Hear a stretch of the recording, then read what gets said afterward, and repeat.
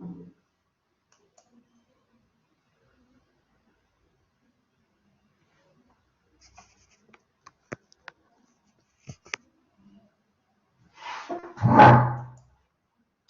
tardes. Buenas tardes con todos. ¿Cómo están? ¿Listos para la clase? Vamos a tener hoy día un tema muy importante, que es el trabajo de parto anormal. Bien.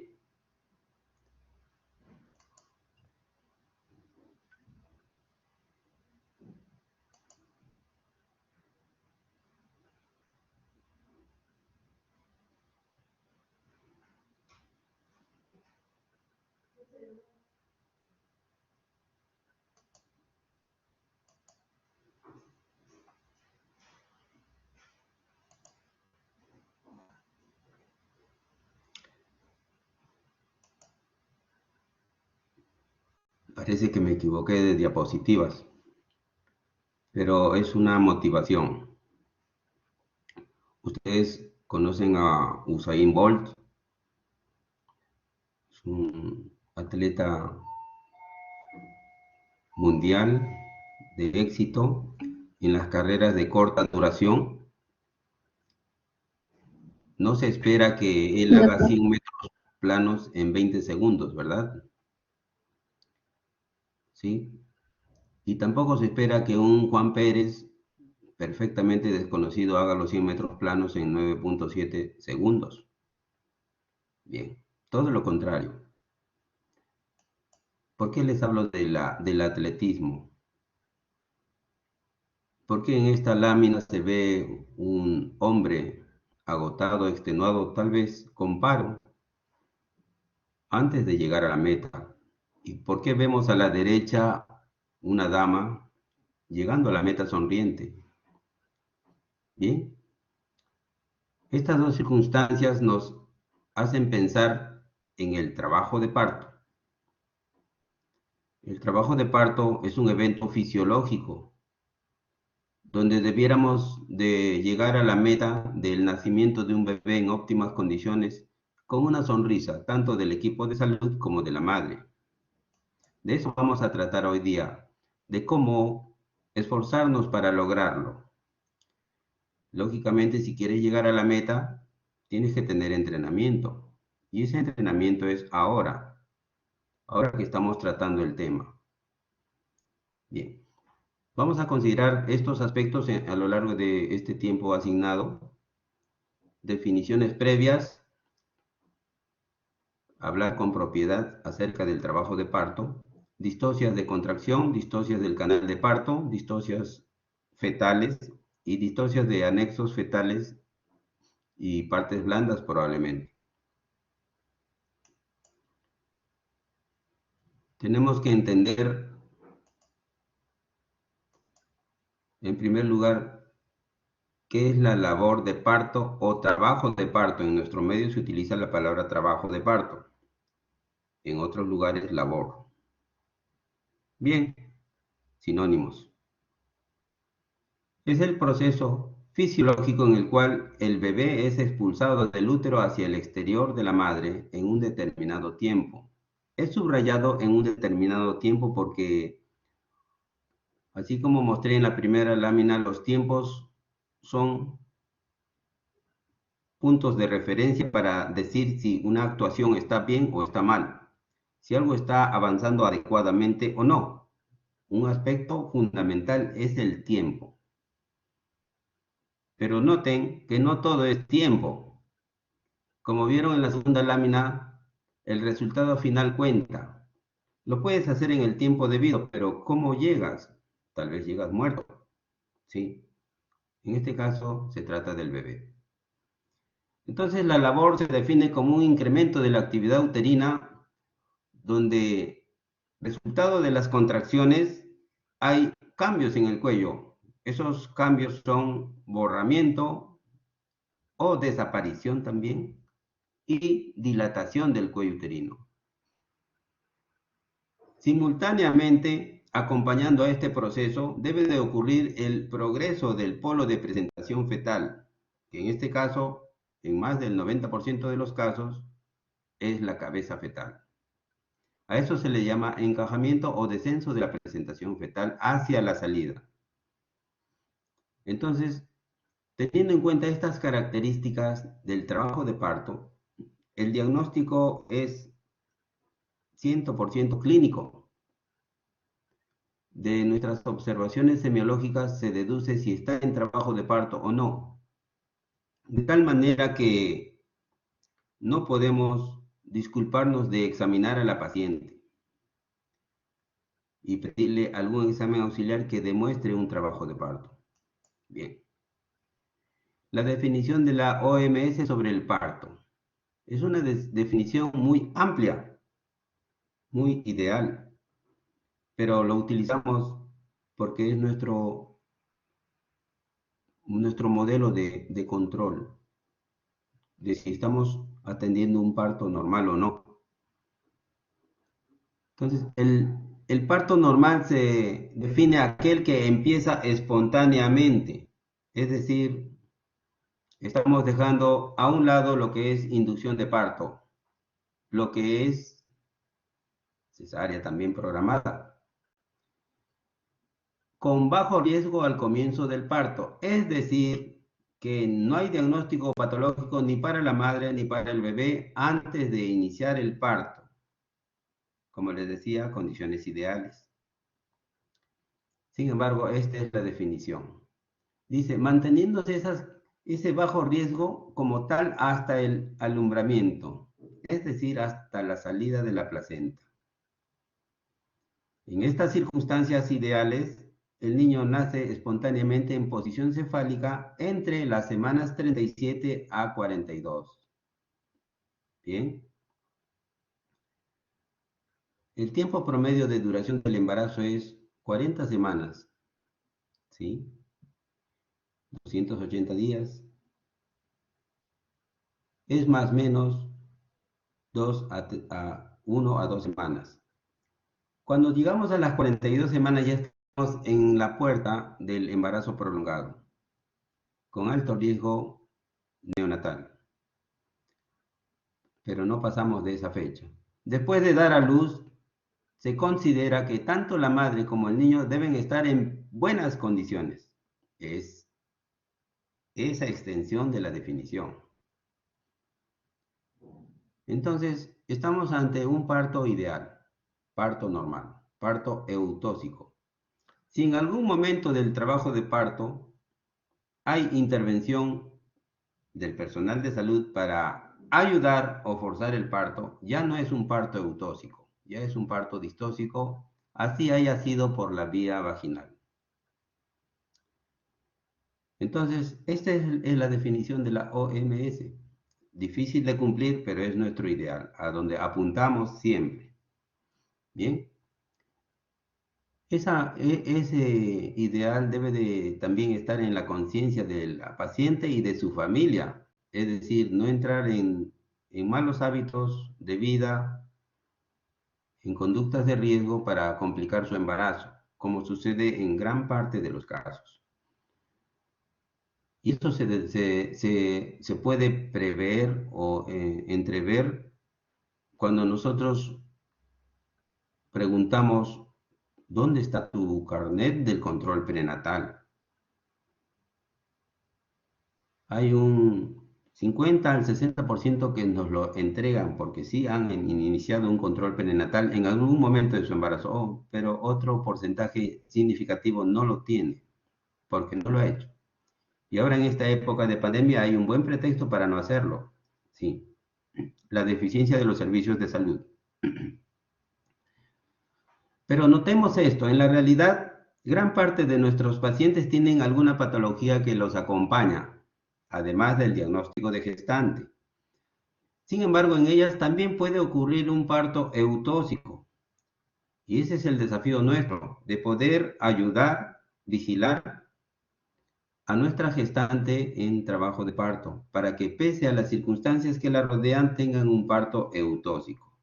Como dice aquí, como el parto y el alumbramiento de muchas gestantes catalogadas como de alto riesgo tiene un curso normal, numerosas recomendaciones de este estudio pueden ser aplicadas al cuidado de esas mismas mujeres. Es decir, no cambian nuestras estrategias, nuestra vigilancia, nuestros cuidados y tampoco nuestras intervenciones. ¿Qué elementos intervienen en el parto? Se han considerado tres elementos fundamentales. En primer lugar, la ruta del parto, se llama el canal del parto, constituido por elementos óseos y elementos blandos. Bien. En segundo lugar, el mismo bebé, el feto, el cual también participa del parto. No es algo inerte.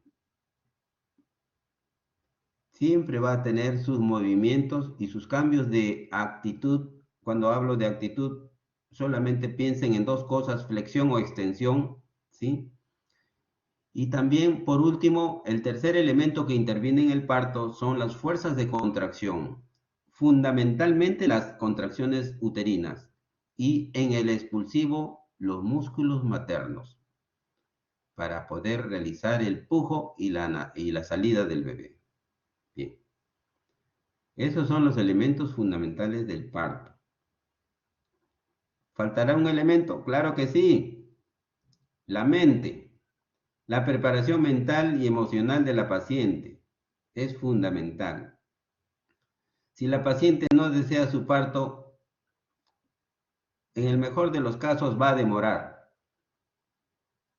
¿Sí? Tiene que haber ese compromiso de la parturienta, de desear y esforzarse en tener su parto. Cuando se presenta un problema, obstáculo en cualquiera de estos tres elementos, por sí solo, cada uno o combinados, se provoca la distocia, es decir, el trabajo de parto dificultoso. Entonces, distocia es una anomalía del trabajo del parto que interfiere con el avance ordenado del parto espontáneo. Cuando decimos el avance ordenado, fundamentalmente estamos hablando en función del tiempo en que debe ocurrir cada cosa, cada etapa del trabajo del parto. Bien. De forma literal es un trabajo de parto difícil o anormal. Me quedo con la palabra anormal. Se caracteriza por un avance lento, anormal del trabajo de parto. Hay varios sinónimos que pueden confundirnos, pero que yo los considero sinónimos. Trabajo de parto disfuncional, progresión anormal del trabajo de parto. Esta circunstancia no se puede predecir con ningún examen auxiliar, pero sí se puede detectar en el momento del parto. ¿Sí? A lo largo de su desarrollo es lógico. Es como el corredor. Si un corredor está de pie detenido, no sabemos si corre rápido o lento. Cuando ya está en la plena marcha o carrera, ya sabremos si está corriendo bien como para llegar a la meta.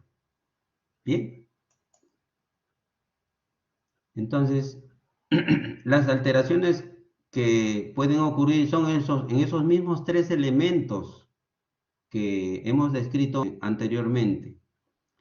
La fuerza de expulsión anormales que incluyen contracciones y los músculos voluntarios, las anomalías de la presentación fetal, su posición, incluyendo aquí su desarrollo. En cuanto al desarrollo fetal, hablamos de, ya en su tema correspondiente, vamos a hablar de su tamaño, también de sus malformaciones. En las anomalías de la pelvis ósea materna, que no es raro, es más bien común las anomalías de la pelvis materna. Antes las relacionaba solamente con la talla corta, pero hoy en día a pacientes gestantes de buena altura de buena estatura, también tienen problemas de la pelvis. Finalmente aquí hay un agregado que se llaman alteraciones de los tejidos blandos del aparato reproductor de la mujer que obstaculizan el descenso fetal. Ya veremos cuáles son esos. Empezamos por las distocias producidas por la alteración de la contracción uterina. Tenemos que recordar la fisiología de la contracción. La contracción uterina tiene unas características bien precisas. Cuando estamos hablando de contracción uterina, me refiero a las contracciones del parto, de un trabajo de parto. La frecuencia de estas contracciones deben ser entre 3 y 5 contracciones espontáneas contabilizadas en 10 minutos, con una intensidad suficiente. Esa intensidad suficiente en el gráfico que se muestra en el papel del cardiotocógrafo está valorado en milímetros de mercurio. Nosotros clínicamente lo valoramos como ven a ustedes acá en la lámina con cruces o con aspas. Una cruz, dos cruces, tres cruces nos indican contracción leve, contracción mediana o moderada y las tres cruces contracción vigorosa o intensa. Entonces, esas deben ser las características de la contracción. ¿Sí? Esto es si lo contabilizamos en 10 minutos. Si queremos hacerlo en 15, bueno, se define 7 contracciones en 15 minutos. ¿Cómo se miden las contracciones? Les dije ya en el papel de trazado del monitoreo fetal electrónico es en milímetros de mercurio. Y en otra forma de medir la característica de la contracción uterina son las unidades de Montevideo, que, que combina el número de contracciones en 10 minutos multiplicado por la amplitud en milímetros de mercurio de esas contracciones. ¿Sí? Y el valor adecuado es de 200 a 250 unidades de Montevideo. Bien, es un rango amplio. Eso nos dice que las contracciones no son todas de un mismo tamaño, pueden haber unas más altas que otras, sin embargo, tienen que tener esa característica del rango. Bien, ¿dónde empieza la contracción en un útero grávido que está empezando el trabajo de parto? ¿Dónde empieza? En la parte fúndica del útero, en la zona de inserción de las trompas. A eso se le denomina comúnmente cuerno uterino. Pero el útero no tiene cuernos, pero es la zona donde empieza la zona uterina donde empiezan las trompas de falopio. Propagación. Desde estas zonas, en forma circular, se dirigen hacia el cuello uterino. Siempre la propagación de la contracción es de arriba hacia abajo. ¿Sí? Coordinación. Después de que todas las zonas son alcanzadas por la onda contráctil, la contracción se sostiene entre 30 y 60 segundos. ¿Sí? Bien. Y es homogéneo en todo el útero, cuando ya se alcanza ese nivel. Esas son las características de una contracción normal. Entonces, en la contracción uterina se habla de una triple gradiente descendente. ¿Dónde empieza? Arriba. ¿Hacia dónde va? Hacia abajo. Esa es la propagación. ¿Dónde es más intenso? En el fondo uterino. ¿Dónde es menos intenso? En la parte del segmento y el cuello. ¿Dónde dura más? Donde empezó primero, es decir, en la parte fúndica. Y donde dura menos, en la parte ísmica o cervical. Bien. Entonces, esa es la forma normal como debe de contraerse el útero en el trabajo de parto. Ese recuerdo fisiológico. Bien. Y lo que les he hablado está aquí sintetizado en esta lámina. Dominio fúndico. La presión basal se refiere al tono uterino basal en el momento en que no hay contracción. De 12 a 15 milímetros de mercurio. La intensidad de la contracción cuando ya la hay, dice, es mayor de 24 milímetros. Acá habla de entre 40 y 60 es el rango más frecuente. Debe ser sincronizado, ¿qué quiere decir? Que debe ser en las mismas, en los mismos espacios de tiempo. ¿Sí? Frecuencia de las contracciones, dijimos ya de 3 a 5 minutos. Duración de las contracciones igual entre 30 y 60 segundos. Ritmo y fuerza regular, es decir, que las contracciones deben ser sostenidas en el tiempo, a lo largo del tiempo. No puede haber una hora de contracción y otra siguiente hora sin contracción. Eso ya no es ritmo y fuerza regular. Bien.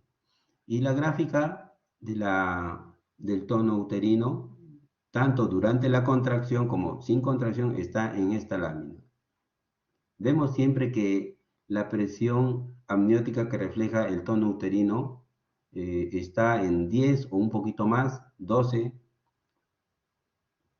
y de ahí en adelante viene una contracción. La duración de la contracción, noten ustedes aquí, marca hasta 200 segundos, ¿sí? Pero ¿qué es lo que percibe la madre? ¿Qué es lo que le genera el dolor? Un intervalo menor que está entre 30 y 60 segundos, ¿sí? ¿Qué es lo que percibe nuestra mano si palpamos el vientre materno? Percibimos un poco más del tiempo de la contracción que siente la madre, ¿no? Percibimos desde el umbral de 20 milímetros de mercurio hacia arriba, ¿sí? Por eso que es importante en la sala de partos poder verificar la contracción materna. Siempre decirle a la madre, avíseme cuando cree usted que está empezando la contracción. Las señoras lo perciben. Primero lo perciben sin dolor y después ya sienten el dolor. Y lo notamos en su respiración, en su jadeo o en su quejido, ¿no? Bien. No se olviden de esta lámina a lo largo de todo el desarrollo de este subtema de distosia de contracción, porque aquí la contracción uterina tiene sus características de intensidad, de amplitud o duración, ¿sí? De regularidad y del intervalo que hay entre una contracción y otra, que es el intervalo de reposo. Bien. Los tipos de distosia según las fases del trabajo de parto. ¿En qué momento del trabajo de parto ocurre esta alteración de la contracción? Si notamos que la alteración es en menos, es decir, va a ser menos intensa, menos frecuente, menos durable, nos va a llevar a un parto prolongado. Si por el contrario, las contracciones del parto son muy intensas, muy seguidas, ¿sí? Y duran bastante, nos va a llevar a un parto precipitado. Hemos visto en la gráfica anterior que hay un umbral del dolor de la madre. A partir de tantos milímetros de mercurio, la madre ya percibe con dolor la contracción. Sí, pero recuerden, no todas las señoras lo perciben igual. Hay señoras que asombrosamente no sienten mucho ese dolor y lo consideran como algo muy, muy banal, muy deleznable. No le hacen caso, mejor dicho. Creen que todavía no deben ir al establecimiento de salud para revisar si están de parto o no. Y son esas señoras las que llegan con dilatación completa. Bien, nos centramos en el parto prolongado, que es el problema más frecuente que tenemos. El parto prolongado puede ser por alguna alteración desde el principio, es decir, desde la fase latente. Y allí, en la fase latente, se denomina fase latente prolongada, donde no hay progreso ni de dilatación y mucho menos del descenso de la presentación. Bien, aquí tiene unas ciertas observaciones o características que la vamos a decir más adelante. En cambio, si tuvo una fase latente dentro del tiempo normal y luego entró a la fase activa y en la fase activa no avanza, entonces podemos hablar de un retraso de la fase activa o un retraso del descenso de la presentación. Noten ustedes esta observación que les hago. Eh, Estamos considerando dos aspectos. El aspecto de la dilatación e incorporación por un lado y el aspecto del descenso de la presentación.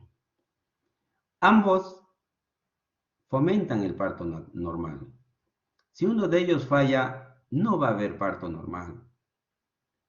¿El uno ayuda al otro? Claro que sí, porque los dos derivan de un solo fenómeno que es las contracciones uterinas. ¿Sí? El bebé no avanza por gusto, avanza porque el fondo uterino le está diciendo, ya es hora de que salga, muchacho, tienes que bajar la cabecita. Sí. Y la cabeza cuando avanza estimula a la mayor dilatación. Eso es importante saberlo. Entonces, en la fase activa, cuando hay retrasos o demoras, puede ser tanto de la dilatación como del descenso. ¿Sí? Y a eso se denominan desaceleración prolongada o detención de la dilatación y detención del descenso. Pueden ocurrir ambas cosas o una de ellas, pero la una arrastra a la otra. De todas maneras, va a haber una fase activa prolongada si es que no sucede como debe suceder naturalmente la dilatación o el descenso. Bien. En cambio, en el parto precipitado, ambos fenómenos ocurren tan rápidamente que no es suficiente la intervención del equipo de salud para disminuir esa velocidad. Abarca todas las fases del trabajo de parto, tanto la fase de dilatación como el periodo expulsivo. Bien. Y realmente el diagnóstico de parto precipitado suele ser a posteriori. ¿Por qué? Porque cuando llega una paciente con dilatación completa, tenemos que recibir al bebé y después preguntar. ¿Qué tal si hacemos al revés? Primero preguntamos la anamnesis prolija y después recibimos al bebé cuando el bebé ya salió y no queremos pensar que salió en la cama o en el suelo, ¿ya? Entonces es importante priorizar. Los expulsivos se atienden primero y se preguntan después. Bien, Caldeiro, Barcia y Poseiro en el año 60 ya describieron prolijamente todas las características de la contracción y sus alteraciones. Son las mismas que hemos comentado hasta este momento. Alteraciones del tono, de la frecuencia, de la intensidad, y aquí le añadan estas dos cosas más, que son la duración de la contracción y la coordinación de la contracción, ¿sí? Sabemos que las contracciones, como les repito, deben durar en las que nosotros captamos por el examen clínico entre 30 y 60 segundos. Hay una fase que está de menor intensidad que no la logramos captar, pero ahí está. En la clínica, entre 30 y 60 segundos. Las alteraciones de la coordinación también son importantes. Son importantes porque van a frenar el parto. Entonces, ahora sí nos vamos a los valores normales. Las distosis de la contracción uterina se tienen que valorar mediante conceptos y parámetros de medida. Por ejemplo, las alteraciones del tono uterino. Cuando hablamos del tono uterino nos referimos al momento en que el útero no está en contracción, está en reposo. Saben ustedes que entre contracción y contracción hay un tiempo de reposo. Ese tiempo de reposo permite oxigenarse al bebé, permite oxigenarse a la madre, permite recuperar valor y fuerzas y prepararse para la siguiente contracción. Bien. Entonces, el tono puede estar aumentado o disminuido. Los límites del aumento tiene que ser más de 12 milímetros de mercurio según el trazado del cardiotocógrafo, el monitor fetal electrónico en cuanto al tono. Y va a haber hipotonía cuando es menos de 8 milímetros. El rango entre 8 y 12 es lo normal. Lo que se excede de esos rangos ya es anormal. Es más común, en comparando ambos, encontrar úteros con hipertonía que con hipotonía. Bien, la hipertonía generalmente se debe a patología placentaria uterina, que es el desprendimiento prematuro de la placenta normoinserta, es el DPP, que le llamamos iniciales. Bien, ¿qué hacer con la hipertonía? Ahí tenemos que actuar. Frecuencia, alteraciones en la frecuencia de la contracción uterina. Ya hemos dado el parámetro que de 3 a 5 contracciones es lo normal en 10 minutos. Si hay más de 5, ni hablar, se llama taquisistolia. ¿Y es perjudicial o no la taquisistolia? Claro que sí. No permite el periodo de reposo y de oxigenación fetal. Bien. La bradisistolia, es decir, menos de dos contracciones o menos por 10 minutos, también es perjudicial porque no va a permitir el progreso del parto. Es muy floja esa frecuencia. En cuanto a la intensidad, también en más y en menos. La intensidad se denomina hipersistolia. Si las contracciones, acá dice que son más de 50 milímetros de mercurio, la misma contracción. Y la hiposistolia cuando son menos. ¿Qué es lo que puede conllevar o ocasionar la hipersistolia? Un parto precipitado en el caso extremo, ¿no? Y la hiposistolia, todo lo contrario, enlentecimiento del trabajo de parto. Bien. Entonces recordamos que el tono uterino basal es la presión más baja entre las contracciones y es de 8 a 12 Si los valores son inferiores se habla de hipotonía y si son superiores hipertonía, como dijo el gráfico anterior. La hipotonía es infrecuente, es decir, yo diría que es rara y puede ser secundario a medicación, pero no por sí solo. En cambio, la hipertonía es secundaria de desprendimiento prematuro de la placenta. Sí o sí, hasta que se demuestre lo contrario. Entonces, las Doctor, alteraciones en la frecuencia, ¿sí? disculpe, ¿la Sí, sí, hipertonía es el aumento de las contracciones demasiado que no debería haber? La hipertonía. así es, ahí está, la hipertonía. No debiera de tomarse como normal, sino más bien como alteración uterina provocada por el desprendimiento de la placenta. Otra causa de la hipertonía es la administración exógena de oxitocina, es decir, por parte del equipo de salud, cuando estamos induciendo un parto o tal vez acentuando un trabajo de parto. Pero estamos hablando de las distorsiones de contracción en forma espontánea, es decir, sin intervención médica. Entonces, por eso la hipertonía lo relacionamos con un evento adverso que se llama desprendimiento de placenta. Bien, la misma, el mismo tema aquí hablando de las consecuencias ya de las alteraciones de la frecuencia y de la intensidad. Si se altera la frecuencia, provocará un trabajo de parto prolongado, probablemente ocasionado por alteraciones maternas del equilibrio ácido básico u otros, o hipoglicemia, ayuno prolongado. Las consecuencias finales pueden ser el sufrimiento fetal agudo. Alteraciones en la frecuencia taquisistolia también no da tiempo para la oxigenación porque la pinza epinar comprime los vasos uterinos y puede dar también sufrimiento fetal. Disminución de la intensidad hiposistolia generalmente por las anestesias epidurales que se le dan como analgesia obstétrica en algunas parturientas.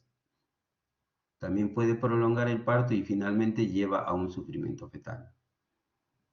Entonces, estos son los cuidados que debemos de tener. En buena cuenta, toda alteración de la contracción puede llevar como estado final sufrimiento fetal agudo, que actualmente se denomina pérdida del bienestar fetal. La hipersistolia es ya en la contracción exagerada, extrema, puede ser por oxitocina o misoprostol. Recuerden que estamos hablando de no intervención médica, entonces, si no fuera por esta iatrogenia, la hipersistolia, tendríamos que pensar en otras causas, ¿no? Desprendimiento de placenta de nuevo, ¿sí? Y la consecuencia sería una ruptura uterina o un sufrimiento fetal agudo, si es que no se controla esta circunstancia. Bien, en cuanto a la coordinación, solo un punto. Lo común es ver en nuestras parturientas una contracción uterina coordinada, que cumpla la triple gradiente descendente. Cuando vemos que esto no ocurre y las señoras se quejan de que les duele en la parte suprapúbica y no tanto en el fondo uterino, decimos algo está mal aquí, está de cabeza el útero. Entonces, significa que su contracción está empezando en un punto diferente o está siendo más intenso en un punto diferente que no es el fondo uterino. Entonces, esta incoordinación uterina puede deberse a inversión del gradiente, de la triple gradiente descendiente, o la formación de un anillo de contracción que independiza las dos contracciones, los dos sectores del útero, el sector fúndico y el sector del segmento. Bien, entonces estas circunstancias pueden ser la antesala de una ruptura uterina, el aviso previo. Bien, entonces hay que tener también esa observación. Cuando nosotros palpamos el útero de una parturienta, como se darán cuenta, el útero es amplio, es grande. Una mano tal vez no basta, es bueno poner ambas manos, una en la región fúndica y otra en la región del segmento, la región suprapúbica, de tal manera que podemos percibir plenamente la amplitud de la contracción y su progreso, el progreso desde el fondo hacia el segmento. Bien. Esta lámina nos muestra un abdomen partido por la mitad. significa que las contracciones no fueron coordinadas y generaron un estiramiento indebido en la unión del cuerpo con el segmento y se formó el anillo de Bandl. Inminencia de ruptura uterina, motivo para una cesárea de emergencia. Una gran ayuda para ver las distocias de la contracción son los registros. En este caso es un registro cardiotocográfico, el papel del monitor fetal electrónico. Sabemos que este papel del monitor fetal electrónico registra 3 elementos. El primero es la frecuencia cardíaca fetal y sus variaciones, la línea superior. El segundo es el tono uterino y sus contracciones, que es la línea inferior. Y el tercer elemento, que no está aquí, es los movimientos fetales, registrados por la madre en la mayoría de los equipos y en algunos equipos registrados automáticamente por otro sensor. ¿Bien? De aquí lo que nos va a preocupar es la línea inferior, que es la que registra el tono uterino y su actividad. Como pueden ver, la frecuencia de las contracciones es adecuada. Aquí, en sentido horizontal, cada cuadrícula es 30 segundos. Y la elevación ya está ahí bien descrita en milímetros de mercurio, ¿no? Bien. Entonces, esta línea horizontal de esta curva es el tono uterino basal. Noten que no es cero, cero está por acá.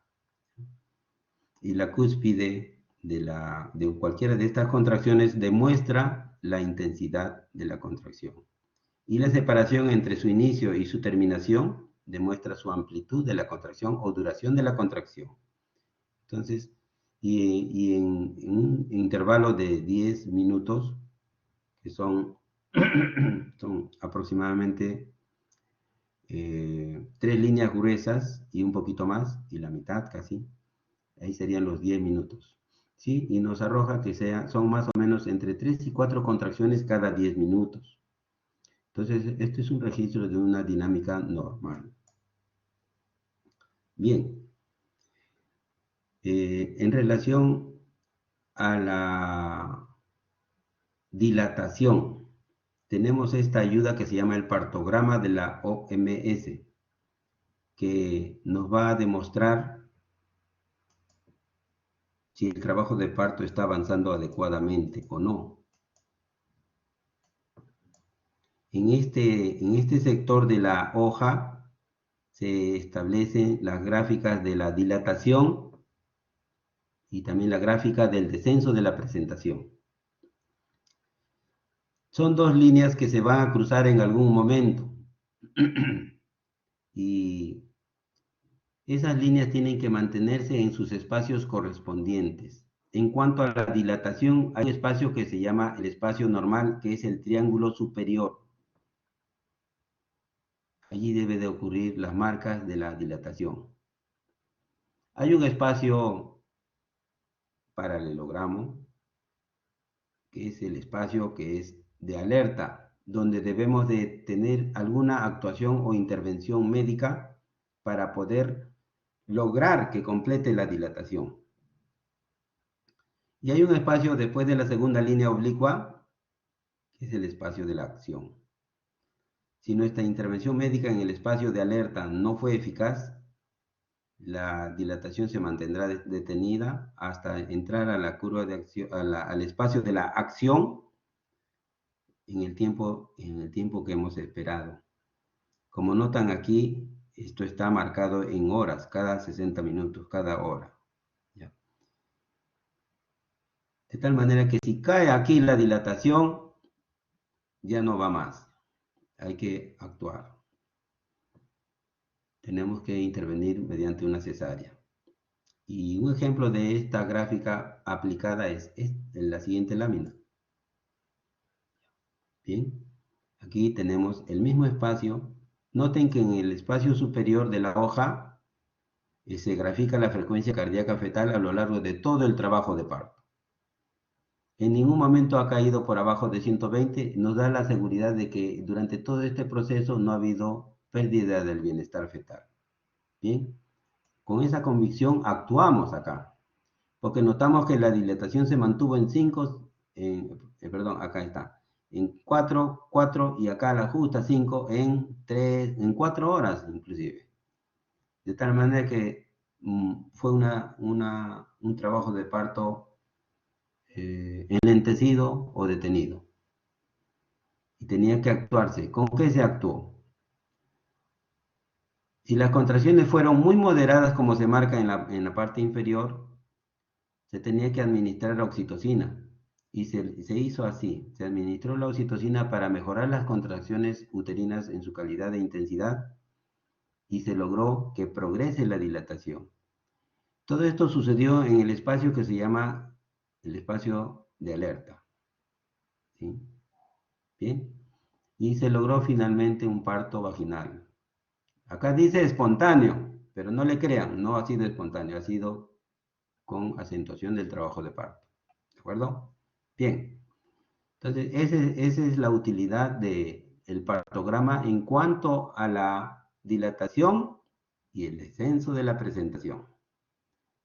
Noten ustedes que la presentación con la administración de la oxitocina también fue bajando, fue avanzando el encajamiento. ¿Sí? Esto es importante. El partograma es algo muy importante para valorar las distocias, en este caso la distocia de contracción.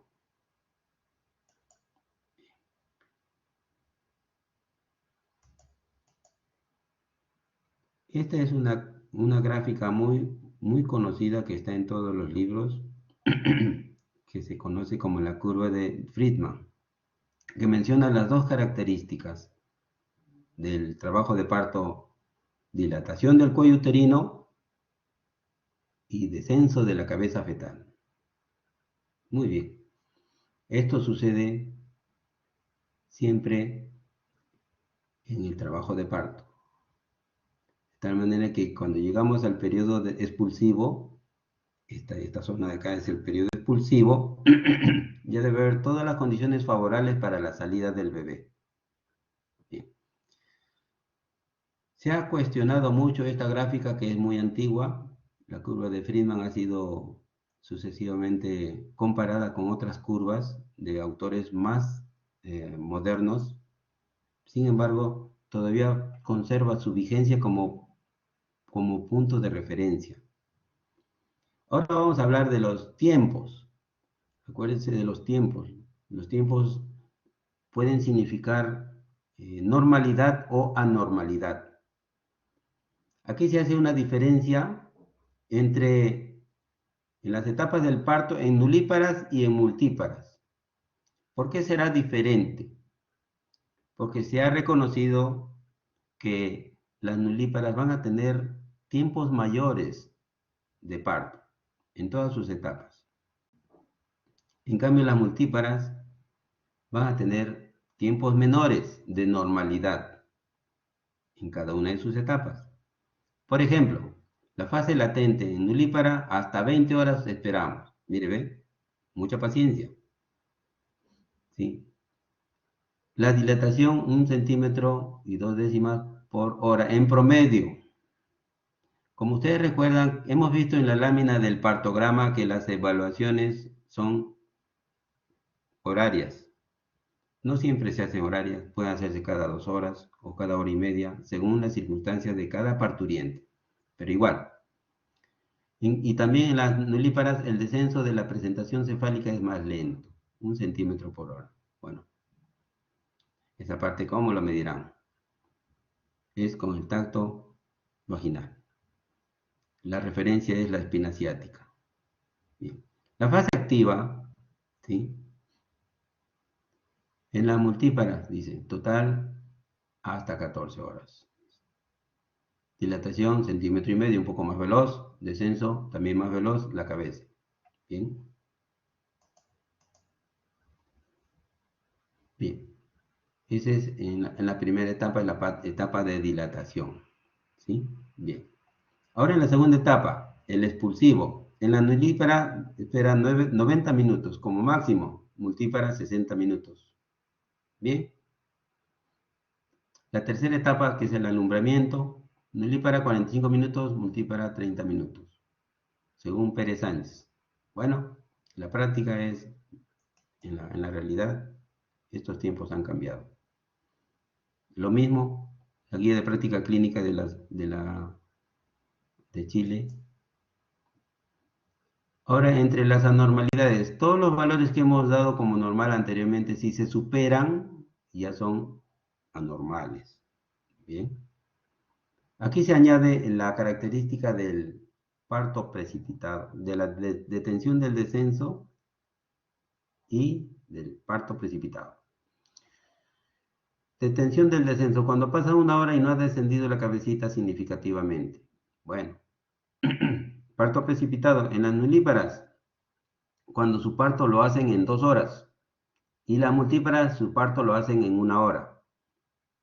Increíble, ¿no? Pero sucede. Bien. Doctor, Dígame usted. doctor, disculpe, ¿qué es parto precipitado? Ya. Aquel que dura entre 1 y 3 horas, si tomamos en cuenta el inicio de la dilatación. Ingrid, ¿podrías Sí, preguntar al final, por favor? ¿Sí? sí, doctor, disculpe. Ya, gracias. Esta lámina nos habla del parto precipitado. Noten ustedes, dilatación o descenso de la presentación, más de 5 centímetros por hora. Hablemos de dilatación. Si en 1 hora hace 5 centímetros, ¿cómo sería eso? Le preguntamos a la parturienta, ¿desde cuándo te duele? Desde ahora a las 9 de la mañana. ¿Antes te dolía? No, en lo absoluto. ¿Ni un poquito siquiera? No, ni un poquito. Bueno, vienes estás desde las 9 de la mañana, vienes a las 10 de la mañana y te encuentro con 5. ¿En 1 hora has avanzado 5 centímetros? Tengo que creerle, porque no he tenido un examen clínico de base, desde cero dilatación. No, no he tenido. Viene con 5 y te dice que hace 1 hora que estaba con dolor y hace 2 horas estaba tranquila viendo televisión. Entonces, tenemos que considerar ese progreso. Y si de ahí en adelante, desde mi primera observación que le encuentro en 5, a la hora ya tiene 10, ni hablar, pues. Es un parto precipitado, porque desarrolló su parto en 2 horas. En la multípara es más veloz todavía. En 1 sola hora puede haber completado. Y esto se ve en algunas patologías que después vamos a comentar. ¿Sí? Bien, el Williams también habla de lo mismo, de los mismos parámetros, ¿sí? Y aquí habla en esta lámina más acerca de las medidas a seguir. Cuando hay un trastorno por retraso, prolongación de la fase latente, se va a considerar a la paciente como cansada o agotada, reposo en cama, hidratación, alimentación y ver si recupera su dinámica uterina. De no recuperarla y sabemos que está a término y hay cambios bien definidos en el cuello uterino, bien definido significa un cervix incorporado y dilatado inicialmente, entonces podemos apoyarle con oxitocina. Pero después del reposo en cama, hidratación y nutrientes. Los nutrientes de preferencia oral, cuando no se puede o no se tolera, por vía endovenosa la dextrosa. También trastorno por prolongación, de la misma manera, tanto en nulíparas como multíparas, observación expectante y apoyo. Ese apoyo es lo anterior también y además es un apoyo psicoemocional. A estas alturas del partido, en la fase activa del trabajo de parto, algunos pacientes se rinden, se abandonan, desisten del trabajo de parto. Y como yo les dije al principio, un cuarto componente es la actitud mental. Caso contrario, si evidenciamos desproporción cefalopélvica, proponemos la cesárea. porque en realidad algunas, no son muchas, algunas parturientas llegan al trabajo de parto sabiendo que hay desproporción fetopélvica, pero ocultando esa información o ese diagnóstico establecido en el control prenatal, intentando un parto y a la mitad del camino recién hablan. Bien, de todo se ve. Trastornos por detención también aquí sí, cuando ya está detenido el parto y no hay más dilatación y no hay más progreso de la cabeza, decimos algo está impidiendo este parto y valoramos la proporcionabilidad cefalopélvica, si hay proporción o no hay proporción. Recuerden, no todas las señoras que no dan parto son pelvis estrecha, pero hay otras circunstancias. Mala actitud de presentación fetal, o un feto demasiado grande para esa pelvis que es buena, ¿no? Entonces, es importante en este momento, que es crítico, porque estamos en pleno trabajo de parto, valorar esa circunstancia, ese diagnóstico. ¿Hay desproporción? Si hay desproporción, ¿para qué insistir con oxitocina? Entonces, tenemos que proponer la cesárea. Parto prolongado. Bueno, el trabajo de parto prolongado se entiende, ¿no? Notemos aquí las posibles causas. Psicógena, temor, angustia, temor al parto. No ha habido una buena preparación psicoemocional mediante la psicoprofilaxis durante el control prenatal. No ha habido esa interiorización del momento del parto en su mente. Hay un rechazo espontáneo al dolor, lógico. ¿A quién de ustedes les gusta que le duela algo? A nadie. Ni siquiera ven un inyectable y ya están corriéndose. No sé cuántos de ustedes se han desmayado en la vacuna. Bueno, lo cierto es que es natural el dolor, el temor al dolor. Y eso hay que trabajarlo durante el control prenatal. Segundo lugar, un impedimento por reflejo. Es importante que las señoras de parto estén en todo el tiempo con la vejiga vacía, es decir, invitarles a orinar, a vaciar la vejiga y también a hacer su evacuación fecal, ¿no? ¿Por qué? Porque eso ayuda. Ya no hay ese temor del dolor cuando tienen la vejiga vacía y el recto también desocupado. Tercera causa, el agotamiento materno. Cuando se trata de una paciente que dice, he estado 3 noches sin dormir porque me ha dolido el vientre.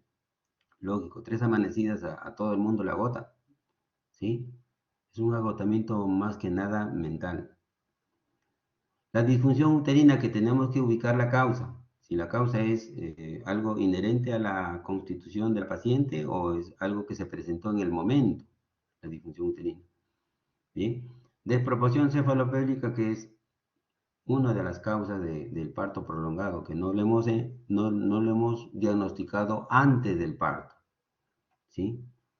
Variedades anormales de la presentación cefálica, que lo vamos a ver más adelante. Bien. ¿Qué hacer con la fase latente prolongada? Ya lo hemos mencionado, ¿sí? En primer lugar, hacerlas reposar, alimentarlas y hidratarlas. Buen pronóstico, en la mayoría de los casos termina en parto normal, ¿sí? Cuando digo hidratarlas, hacer las correcciones hidroelectrolíticas si es que hubiera, ¿no? Si es que las hubiera. Bien, ahí está el manejo.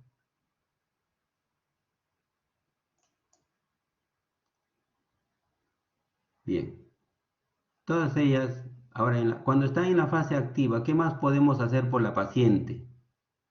Si está en la fase activa y no avanza en la fase activa, ahí tenemos que seguir pensando en las mismas causas que en la fase latente. ¿Habrá desproporción cefalopélvica?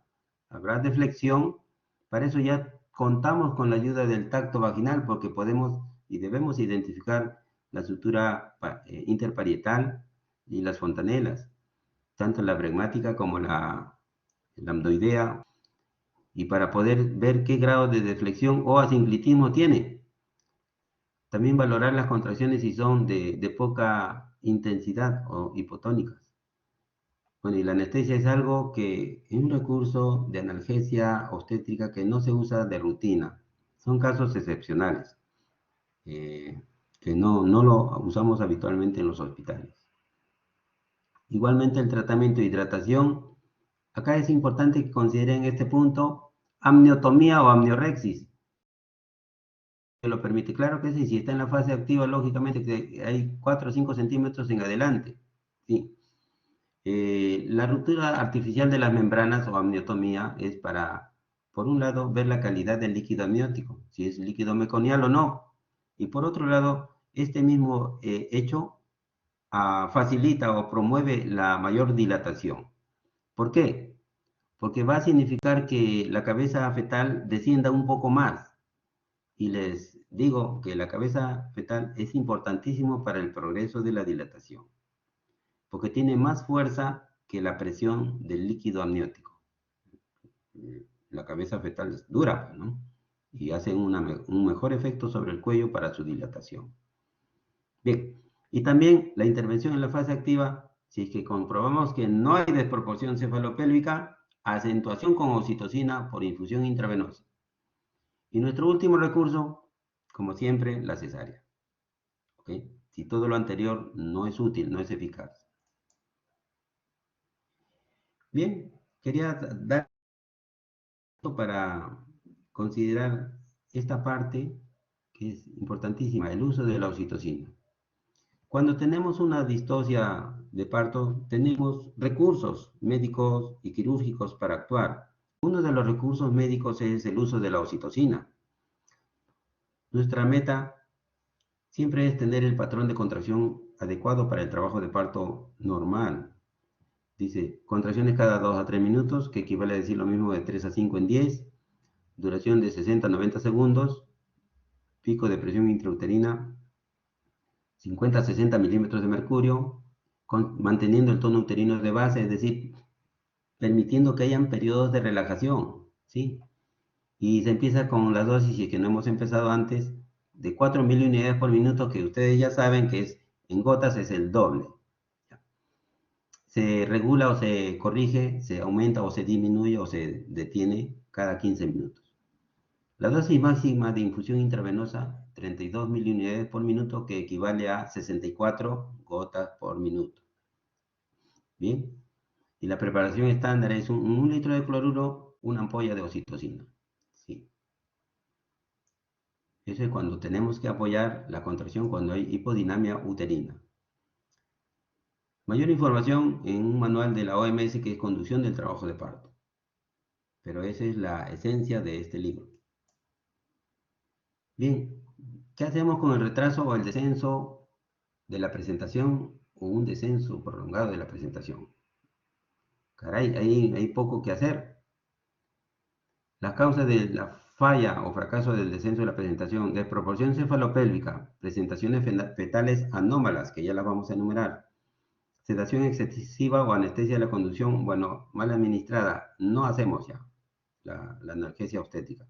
Cuello rígido, sí puede haber un cuello rígido cuando es un cuello con cervicitis crónicas y unas cirugías específicas del cuello uterino, como una conización.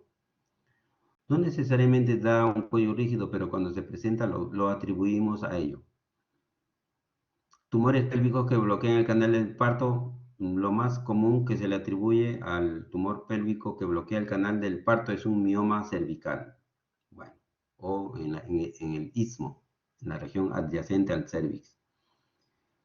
Cordón umbilical breve también es una causa del fracaso del descenso de la presentación. Es importante discernir esto del cordón breve.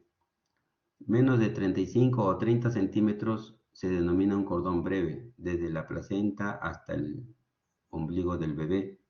Sin embargo, puede haber un cordón de longitud normal que se ha hecho breve. ¿Cómo? Cuando se ha enrollado alrededor de las piernas, del abdomen fetal o inclusive del cuello fetal.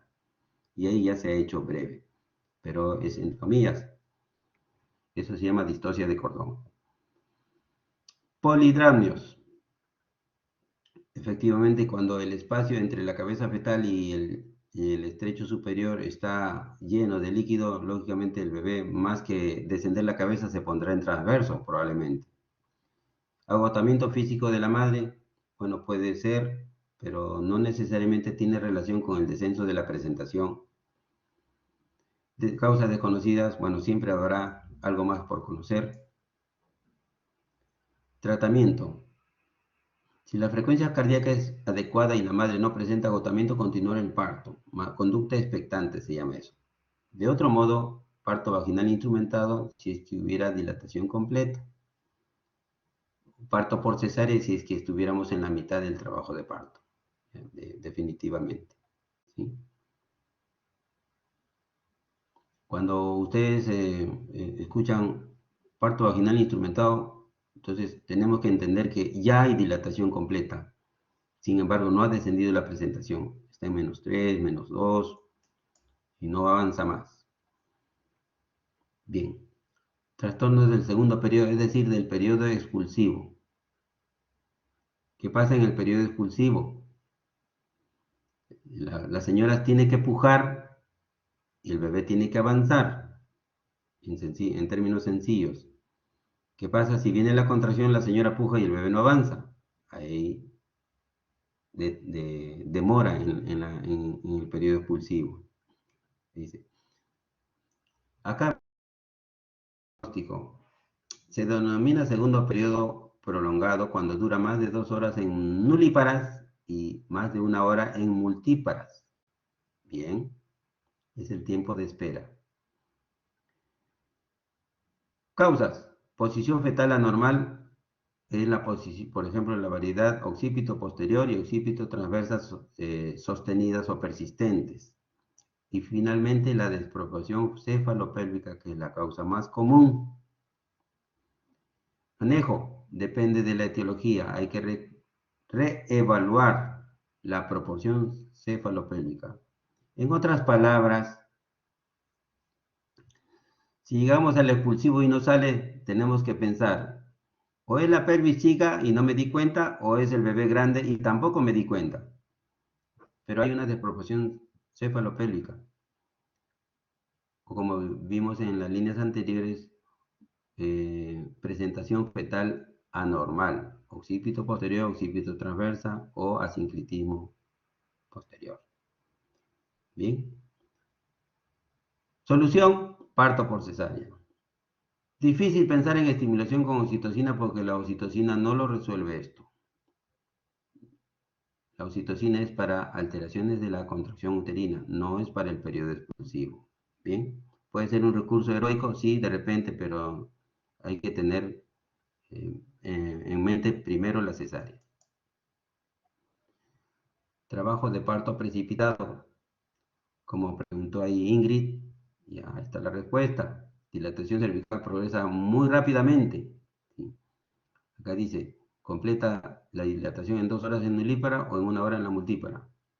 El diagnóstico es retrospectivo y más frecuentemente en multíparas y con enfermedad hipertensiva en el embarazo. Puede acompañarse de DPP como causa o como consecuencia. Es importante. A relacionar el parto precipitado con el desprendimiento prematuro de placenta normoinserta. Importante. Ocurre en el 2% de los casos y se presenta cuando existe una disminución de la resistencia de las partes blandas maternas asociada a contracciones uterinas y abdominales anormalmente vigorosas que no producen dolor intenso. Esta última parte es la única que rescato yo. Realmente el umbral del dolor de la madre es lo que favorece este parto precipitado. No lo abarca o no lo mide en el tiempo como debe ser, ¿no? De tal manera que progresa su parto y no se dio cuenta. Y llega con dilatación avanzada. Como ustedes saben por la curva de Friedman, los últimos centímetros son súper acelerados, de tal manera que no podemos juzgar que la fase latente también fue acelerada, no necesariamente. Pero ahí estamos, diagnóstico retrospectivo. Bueno, acá esta partecita lo ignoramos porque estamos hablando de un parto espontáneo. Así que dice, en forma iatrógena por el uso indiscriminado de estimulantes de la contracción como la oxitocina o el misoprostol. Es hecho antes de llegar a un establecimiento de salud. Bien. Tratamiento. Si es que viene con un frasco con oxitocina, suspenderla inmediatamente y hidratarla. Y aquí dice administrar tocolíticos beta-adrenérgicos como isoxsuprina, oritodrina o nifedipino. Generalmente llegamos tarde con esta intervención médica. Dice, la analgesia no modifica el patrón de contracción. La hidratación sí, de ley, a buen volumen de velocidad, ¿sí? La anestesia epidural puede tener un efecto sedante pasajero. Bueno, también sería muy tardío porque el parto nos gana. Bien. Definitivamente nuestro esfuerzo mayor va a ser dirigido a controlar la salida del polo cefálico, evitando su descompresión brusca y sus lesiones, lesión del plexo braquial fundamentalmente, ¿no? Bien. Las complicaciones maternas de un parto precipitado: rotura uterina, laceraciones y desgarros del canal del parto, embolismo de líquido amniótico, desprendimiento de placenta y atonía uterina postparto. Es importante. Cuando tienen un esfuerzo vigoroso del útero en el trabajo de parto, sea parto precipitado o no, de todas maneras hay el riesgo de hemorragia postparto por atonía uterina. Bien, aquí falta algo más de las complicaciones maternas a largo plazo: su prolapso genital o distopía genital. Complicaciones para el bebé, para el recién nacido: parálisis de Duchenne por lesión del plexo braquial si es que hubo un enclavamiento de hombro o un esfuerzo indebido al nacer para sacar el hombro. Hipoxia fetal por disminución del flujo uteroplacentario. Aquí es importante apreciar la naturaleza. Eh, un parto precipitado no ocurre por gusto, ocurre por un estímulo inusual sobre el útero que trata de responder sacando al bebé antes que muera dentro. Es importante. Entonces, por eso les digo que las actuaciones de tocolisis serían inciertas o tardías. Trauma cerebral por descenso brusco de la presentación. Bueno, el trauma es que si se nos va hacia el piso, ¿no? Porque si lo retenemos en nuestras manos, no va a suceder. Hemorragia fetal por desgarro del cordón umbilical. Eso sí puede suceder, sobre todo si se trata de un cordón corto y el bebé sale disparado, ¿no? Traumatismo del recién nacido al caer al piso. Bueno, es la mayor precaución que tenemos que tener, ¿sí? Eso es en cuanto a las distocias de contracción ocurridas en los distintos momentos de la primera etapa del parto y la segunda, que es el expulsivo. Ahora vamos a comentar las distocias del canal del parto, o sea, el lugar por donde va a discurrir el feto para nacer. Las distocias de la pelvis debieran de ser diagnosticadas antes de la llegada de la paciente a la emergencia con dolor y trabajo de parto. Debieran de diagnosticarse para no estar pasando por el trabajo de parto y luego recién decir cesárea.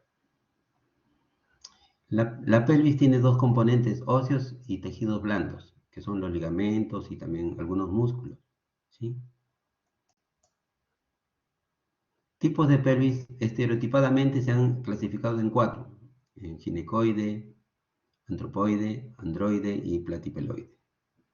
Bien, como se pueden imaginar, la pelvis más adecuada es la ginecoide, porque establece tanto el diámetro antero-posterior como transversal adecuados para la cabeza fetal. Así con las pelvis es difícil catalogar si no les hacemos una radiopelvimetría. Es difícil catalogar. Bien. Lo que nos interesa de la pelvis son sus diámetros en sus estrechos superior, medio y no tanto el inferior, pero también. Eh, la imagen muestra pues que tenemos que tener en la mente y en nuestros dedos las medidas exactas para poder diagnosticar una pelvis normal o una pelvis estrecha o estenótica. ¿Sí?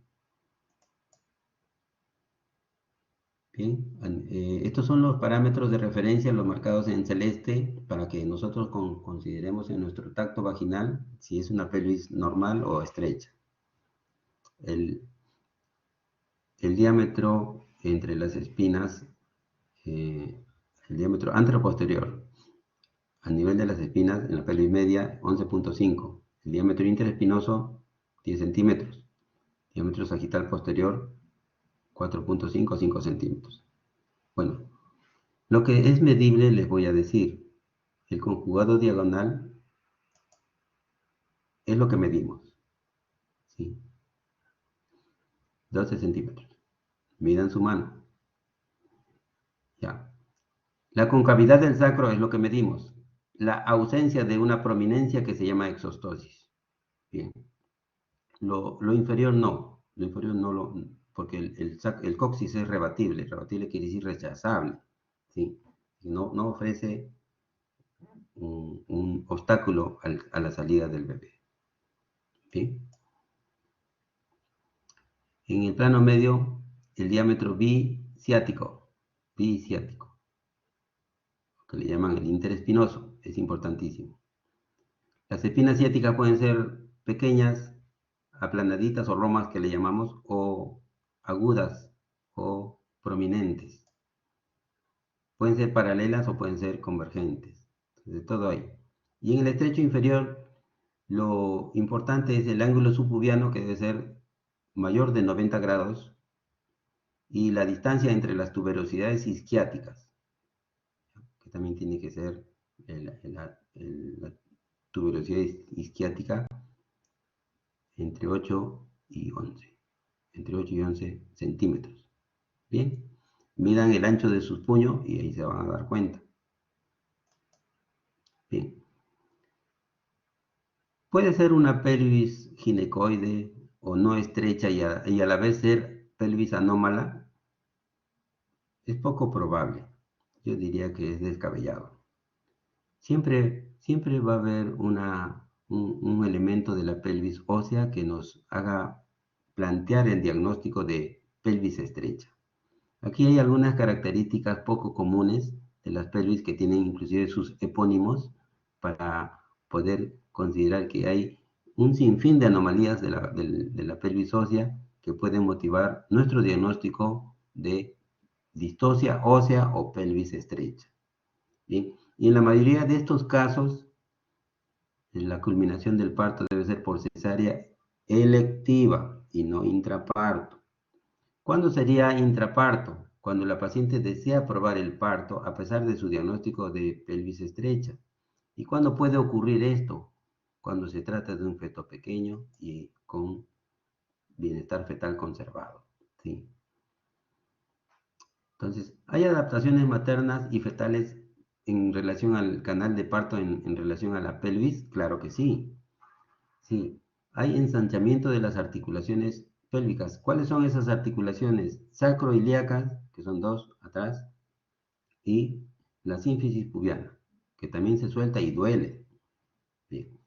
Las contracciones uterinas, bueno, eso ya de cajón, pues en trabajo de parto, no creo que tenga que ver con la adaptación de la pelvis al canal de parto.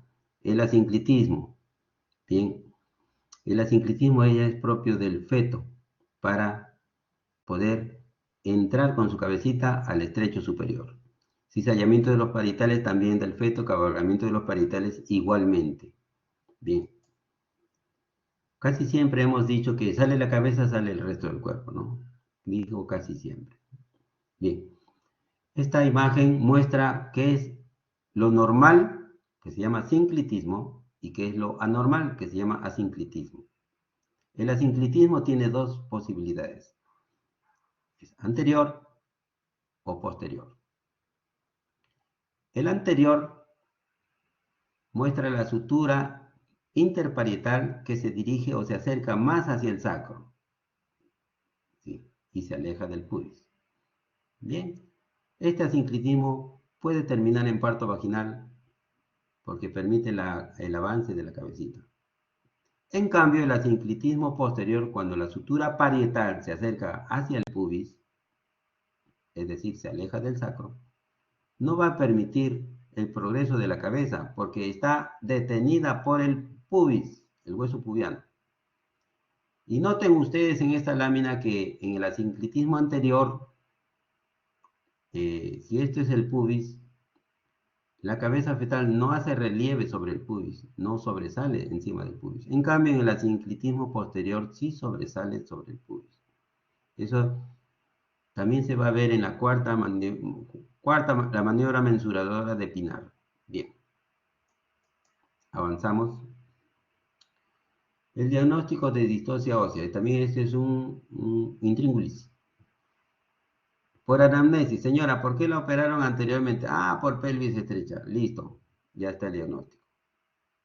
Señora, ¿qué talla tiene usted? 1,38 m. Ah, ya, listo, ya está el diagnóstico. Pelvis estrecha. Generalmente es así, no siempre. Palpación abdominal. La palpación abdominal se refiere a la palpación mensuradora de Pinar, que después lo van a ver en una imagen. Nos define si cuando ya el embarazo está a término, la cabeza no se ha acomodado al estrecho superior. ¿Sí? La palpación abdomino-vaginal también tiene que ver con la maniobra de Müller, para definir bien esto, si se puede corregir la cabeza o no se puede corregir la cabeza. La pelvimetría interna es a través del tacto vaginal. Bien, tacto vaginal. La pelvimetría, perdón, externa, ¿no? La externa es con el pelvímetro.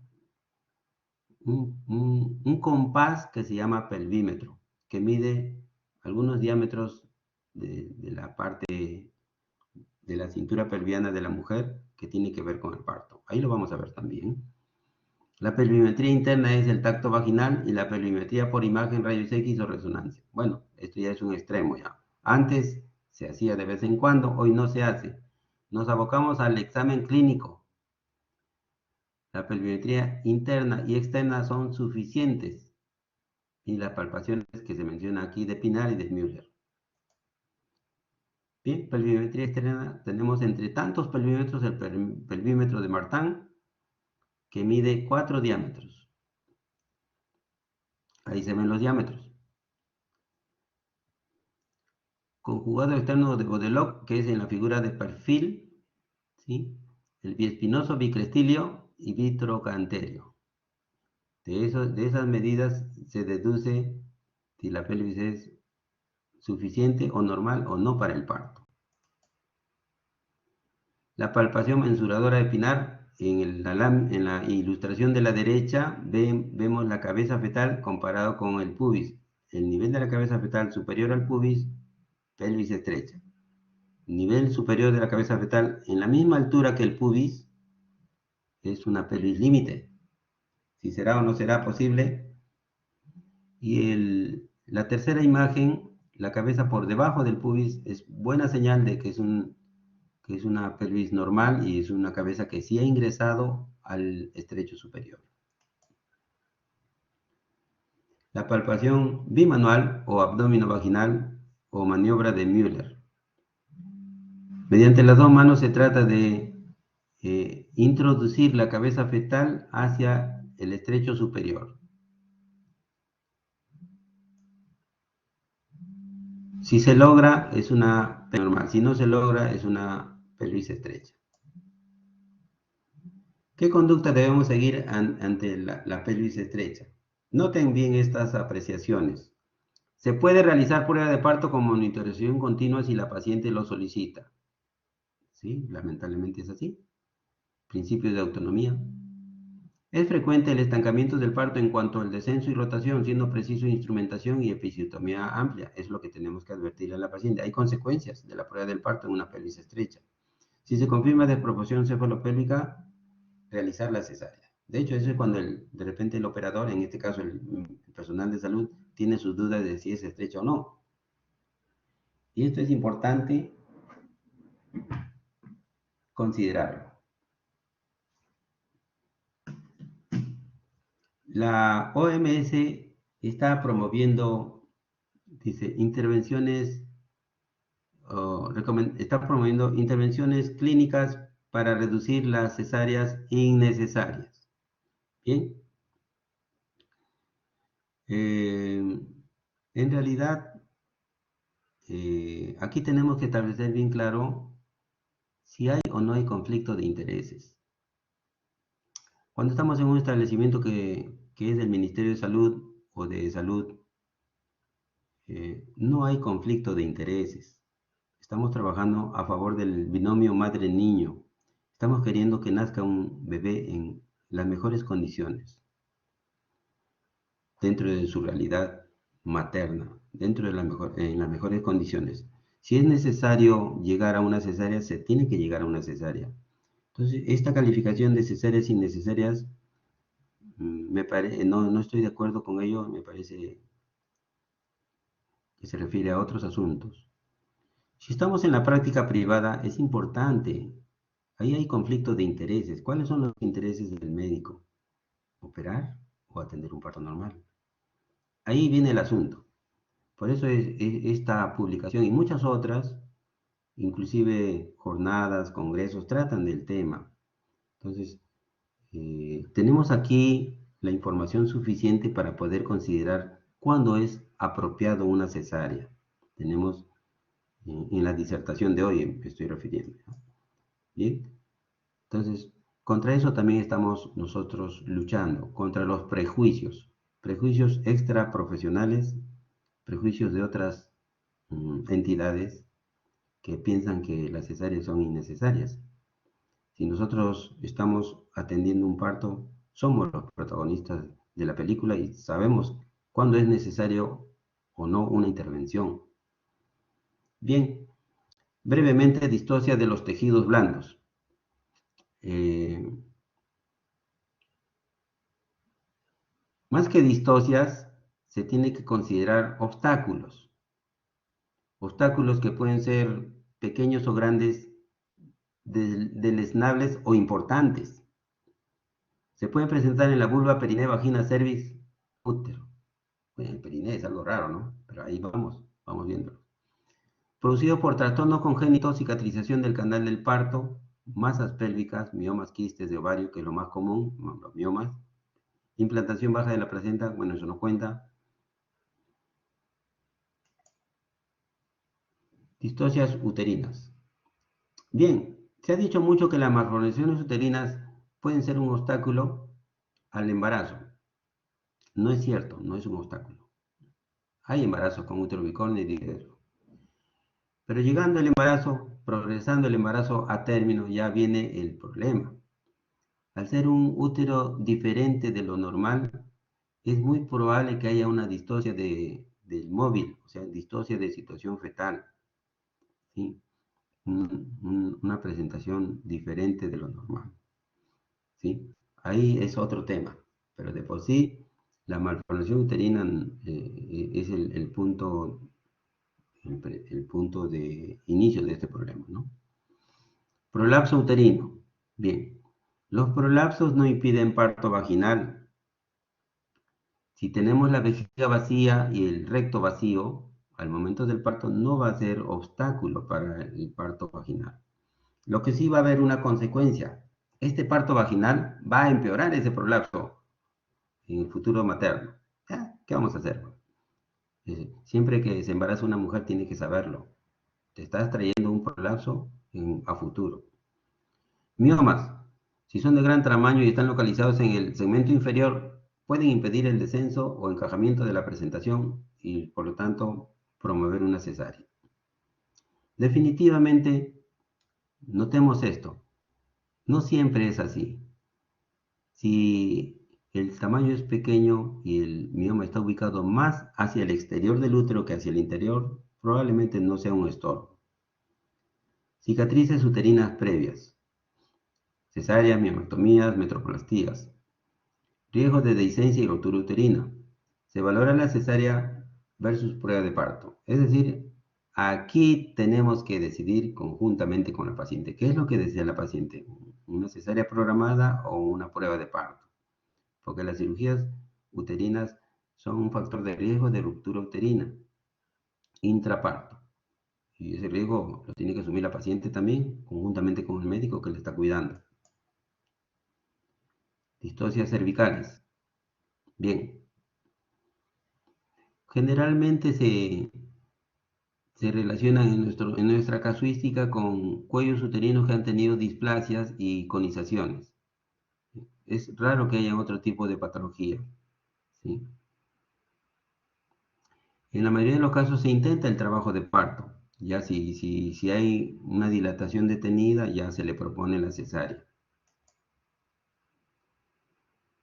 Distocies vaginales, lo más común es los tabiques o septos, ¿sí? Los tabiques pueden ser anulares, parciales, pueden ser en la línea media, que es lo más común. Se pueden superar o resolver en el intraparto, haciendo el corte a tiempo y la hemostasia a tiempo para que salga el bebé. Claro que sí. Bien. Difícilmente son un obstáculo para la salida de un bebé con una paciente con un bebé adecuado y una pelvis normal. Difícilmente. Distocias vulvares. Bueno, en la zona externa es más difícil encontrar un motivo para la cirugía. Acá se menciona con letra amarillita, herpes genital, ¿no? Las varices no impiden, los edemas tampoco, las infecciones locales tampoco, ¿sí? El herpes genital sí se considera que debe ser evitado, ¿no? ¿Sí? Y difícilmente que haya un tumor vulvar que pueda producir obstrucción mecánica. Eso seguramente se resolvería mucho antes del trabajo de parto. Se resolvería quirúrgicamente. Eso es en cuanto a las distocias del canal del parto. Ahora hablemos del bebé, distocias del bebé. ¿Cómo el bebé puede ser un obstáculo para su propia salida? ¿Es posible? Claro que sí. ¿Sí? Como hemos visto en la mayoría de los casos de los partos, son partos cefálicos, ¿no? Entonces, mucho tiene que ver la cabecita, cómo se acomoda el canal del parto para que pueda tener éxito en su salida. Acá hay algunas variedades de posición que son más frecuentemente relacionadas con la dificultad o el fracaso de la salida del bebé. Variedad de posición occipito posterior, occipito transversa. Anormalidades de la deflexión, ¿sí? Presentación de cara, presentación de frente, presentación de bregma o sincipucio y el asinclitismo posterior. Estas anormalidades de la presión sí dificultan la progresión del descenso de la cabeza, sí dificultan. Importante porque ofrecen un diámetro mucho mayor al estrecho superior y a los demás estrechos. De tal manera que si, si es un feto a término con un peso promedio de 3.500, difícilmente va a salir. ¿Sí? Esta es una deflexión también. Y esta es una situación difícil. Aparentemente era un feto cefálico, pero presentó el miembro superior al canal del parto. Cosa rara, pero incompatible con un parto vaginal. Feto transverso igualmente. Acá es una situación muy particular. La presentación compuesta. Presentación compuesta significa la cabeza acompañada de una manito. No de todo el miembro superior, sino de una mano. La mano generalmente va en la cara, más que nada, o en el lado de la cabeza, ¿sí? Como dice aquí la ilustración, puede ser rechazado al momento del expulsivo hacia el interior de la madre para que pueda salir o avanzar la cabeza. Y eso es muy común que suceda. Esta presentación compuesta no impide parto vaginal, generalmente. Bien. Ahora la deflexión de primer grado, de presentación de la fontanela bregmática o el sincipucio. Cuando está en una presentación alta, generalmente esta cabecita va a flexionarse, de tal manera que de lo que era presentación de sincipucio, se presenta el occipucio, o sea, el occipital, la fontanela posterior, y puede lograr un parto vaginal. Bien. Si por el contrario, en lugar de flexionar la cabecita, extiende más todavía, ya presentaría la frente o más aún el mentón. Entonces ya sería algo más difícil su progresión hacia el parto. Bien, entonces aquí vemos la culminación del parto, sea que sean de vértice, de bregma, de frente o de cara. De vértice quiere decir la fontanela posterior o el occipucio, ¿no? Termina en parto vaginal, ¿sí? Y noten la incidencia, es 97%, es decir, gran mayoría de los partos ocurre este fenómeno, presentación de vértice. La presentación de bregma o de sincipucio es hasta el 1%. ¿Sí? Generalmente, si no progresa ninguna de las formas, es cesárea. La presentación de frente igualmente es cesárea. La presentación de cara está 50-50. También es para cesárea. ¿Sí? Salvo que el feto sea muy pequeño y pueda progresar fácilmente. ¿Sí?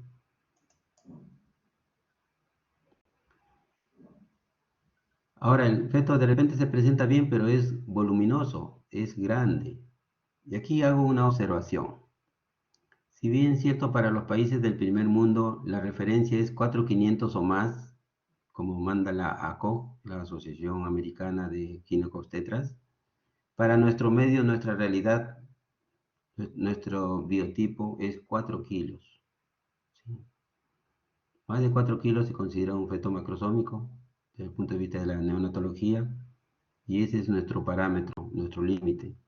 Más de 4 kilos, ¿puede salir un parto normal? Claro que sí, pero con dificultad y con riesgo. Dificultad, parto prolongado, expulsivo prolongado, y riesgo, lesiones maternas y lesiones neonatales también. Entonces, no se aconseja parto vaginal. Pero el detalle es que, ¿cómo calculamos el peso fetal antes de nacer? Mediante ecografías. Y las ecografías, todas, todos los equipos siempre te ofrecen un margen de error o variabilidad más o menos 400. Entonces, puedes sobrediagnosticar o infradiagnosticar también. Entonces, ese es el detalle. ¿Sí? Ah, perdón. Faltaba algo más ahí. Otras circunstancias en relación al feto son las malformaciones. A la cabeza está la hidrocefalia. Hidrocefalia no diagnosticada o ocurrida en los últimos meses. Gemelos unidos, siameses, mejor dicho.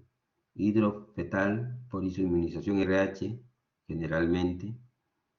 Teratoma sacrococcígeo, tumor en la región posterior del feto. Mielomeningocele, ónfalocele, otros tumores abdominales que aumenten los diámetros, en este caso la circunferencia abdominal, que pueden ser traumáticos para el bebé en el nacimiento vaginal.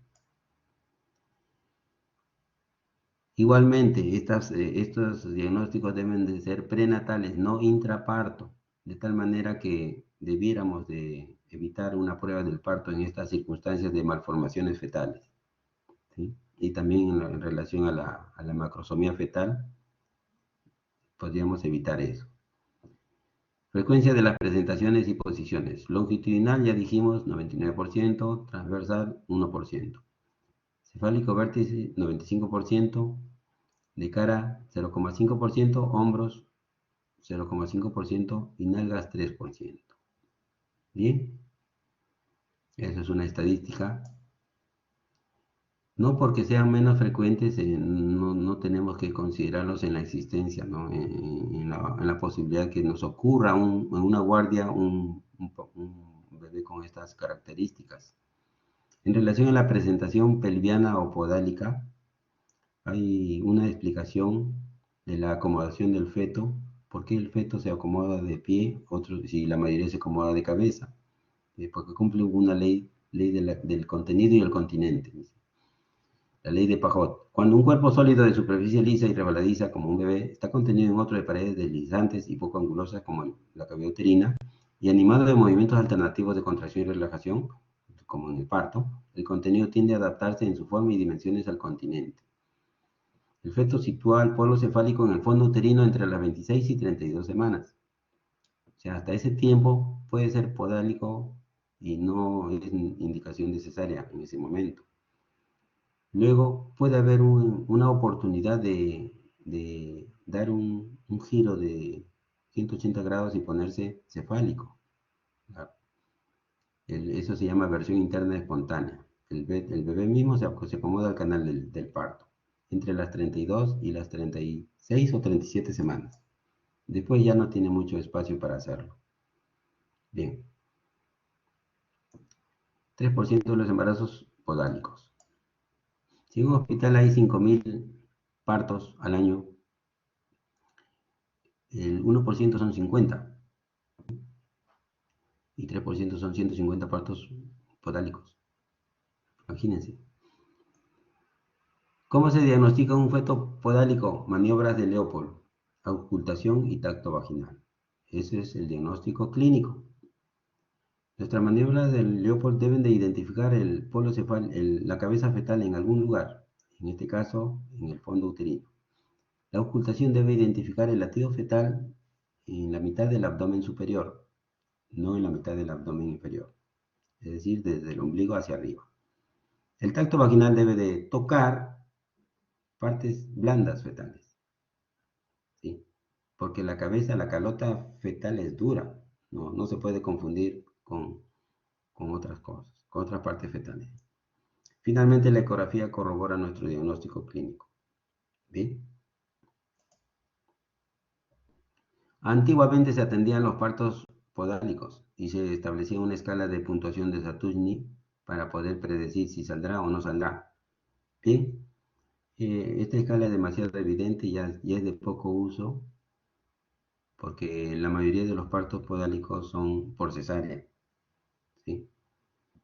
Como ustedes pueden ver en la puntuación, el mejor puntaje lo tiene una multípara con un feto de 37 semanas o menos, de menos de 3.200 y con un antecedente de un parto podálico también, con éxito se entiende, y que esté ya en trabajo de parto, dilatación más de 4 centímetros y una presentación, dice aquí, -1 o 1. ¿Sí? Entonces, todas las condiciones a favor de un parto vaginal, incluyendo que está en trabajo de parto. Entonces, ¿cómo decirle que no? Ahí está. Y si la paciente dice que sí. Así es. Entonces, ese puntaje de Satsui es algo que realmente por el momento no lo usamos en la guía de prácticas clínicas. Todavía figura que el feto podálico es cesárea. Mecanismos del parto podálico, dice, hay 3 niveles del feto que tienen que nacer, o nalgas, hombros, cabeza, en el sentido del podálico. En el cefálico era cabeza, hombros y el resto del cuerpo. Bien. Presupone 10 tiempos del parto podálico. Ahora, si es posible, verán que un parto podálico tiene un solo tiempo. Esos 10 tiempos es en el sentido descriptivo.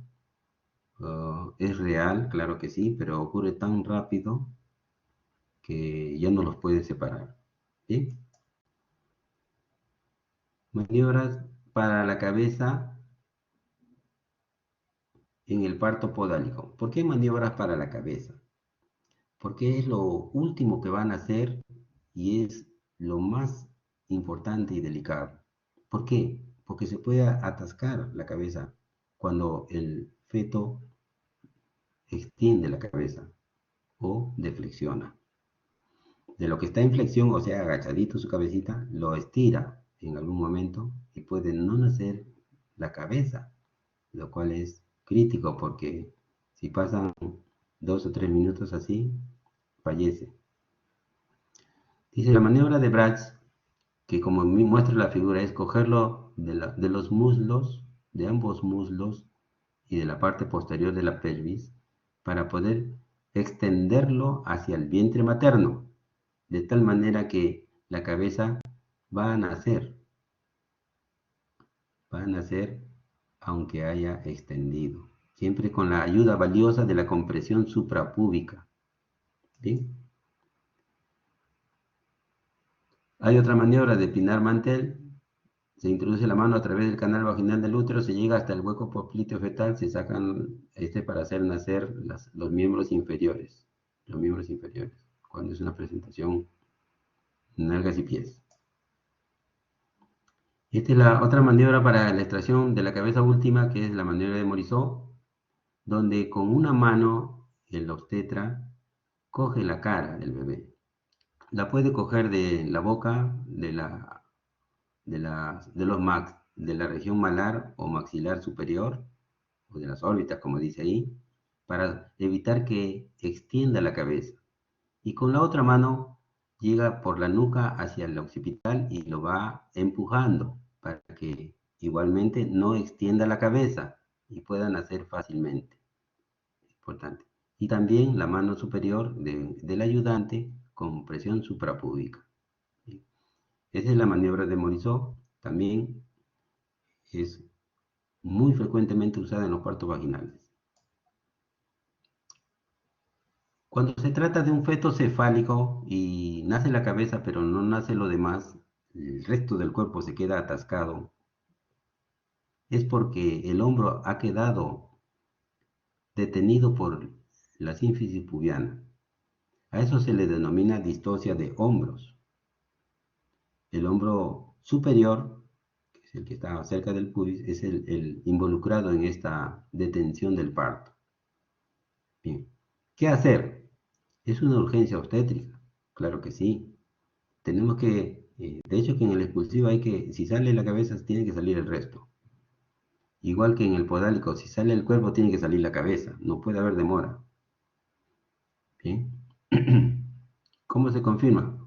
Cuando sale la cabeza del bebé, nosotros la sujetamos, tanto para que evitar que salga violentamente como para dirigir las maniobras como en este tipo, el nacimiento del hombro anterior, luego el nacimiento del hombro posterior. ¿Cómo se consigue esto? Para el nacimiento del hombro anterior, teniendo sujetada la cabeza, suavemente se dirige la cabeza hacia el piso. Suavemente, no se jala hacia uno, sino hacia el piso. Cuando dirigimos la cabeza hacia el piso, venciendo la resistencia del periné, entonces va a asomar el hombro en condiciones normales. Pero si vemos que eso no sucede, ya estamos pensando en enclavamiento de hombro, ¿sí? Entonces ahí tenemos que hacer una de estas maniobras, McRoberts, Rubin, Woods, o finalmente Sabanelli, que no lo quiera. Pasemos a la más usada, McRoberts. Como pueden ver, el ayudante del obstetra está hiperflexionando la articulación de la cadera hacia la cabeza materna, ¿sí? ¿Para qué? En ambos lados, no solamente es un solo miembro inferior, sino en ambos miembros inferiores se hace esa misma maniobra. ¿Para qué? Para que ese gesto haga aplanar un poco el sacro y pueda permitir la salida o el desenclavamiento del hombro anterior, ¿sí? Y de hecho que siempre con la compresión suprapúbica. Esa manito es valiosa en la distocia de hombro. Noten que las manos, la compresión suprapúbica es útil en la cabeza última y también en la distocia de hombro, ¿ya? Entonces el nacimiento del hombro posterior es otra opción. Si no sale el anterior primero, bueno, que salga el posterior después. Y es cierto, se puede hacer, pero es con mucha delicadeza para no fracturar el húmero. Se tiene que tratar de sacar el hombro posterior haciendo, indudablemente haciendo buena episiotomía para que el periné no nos sea un obstáculo, ¿sí? Y pueden hacer el hombro y el miembro posterior y luego el anterior, pues que estuvo enclavado. Bien. Complicaciones fetales. Definitivamente cuando hay dificultad en la salida del bebé en el periodo expulsivo, va a haber un Apgar bajo al minuto por asfixia. Puede haber una lesión del plexo braquial que provoque una parálisis de ERP permanente. ¿Sí? Puede haber fractura de clavícula y fractura de húmero, pero eso se resuelve y se cura al 100% sin secuelas. Bien, lo más importante es evitar la lesión del plexo braquial. Pero ustedes dirán, ¿cómo es que se lesiona un plexo braquial en enclavamiento de hombros? Sencillo. Porque cuando no sale un bebé, lo primero que apelan los ayudantes del equipo de atención de parto es la maniobra de Christeler, es la compresión abdominal del fondo uterino, lo cual no se debe hacer. Es importante eso. Eso hace que haya de todas maneras un contrapunto entre el deseo de sacar al bebé y el detenimiento del hombro con el pubis, y eso lesiona el plexo braquial. Entonces, no se debe hacer, la maniobra de Christeler no se hace en estas circunstancias, ¿de acuerdo? Bien, maniobra de bus o de tornillo. Entonces, como vemos aquí la imagen del feto, el hombro anterior está detenido por el pubis, entonces lo rotamos al bebé, sea para adelante o para atrás, para la derecha o para la izquierda, pero lo rotamos, de tal manera que buscamos su desimpactación o desenclavamiento. Bien, ¿cuál es el final de todo? El final de todo es, como mostré en la segunda lámina del inicio, que lleguemos contentos a la meta. ¿Cuál es la meta? La meta es tener a la puérpera sonriendo y al bebé rosadito, amamantando con la mamá. Y al personal que atiende el parto, contento también, porque ha logrado llegar a la meta también con éxito. De tal manera que es importante eso, tener el cuidado del diagnóstico temprano de los posibles impedimentos del parto, ¿sí? Tener el cuidado de atender clínicamente con las intervenciones médicas para el, la ayuda que necesita la parturienta, ¿no? ¿Sí? Bien. Finalmente, ojalá que pueda. Quería compartirles un vídeo, ojalá que sí.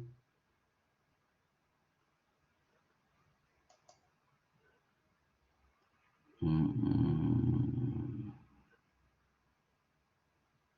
Ojalá que sí, ya, vamos a ver.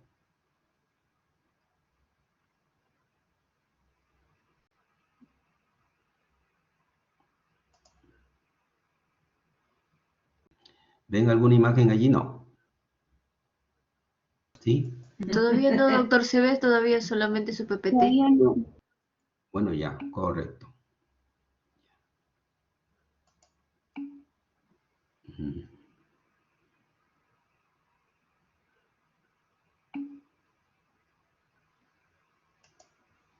Ahora sí, voy a tratar de compartir archivos. ¿Cuál será?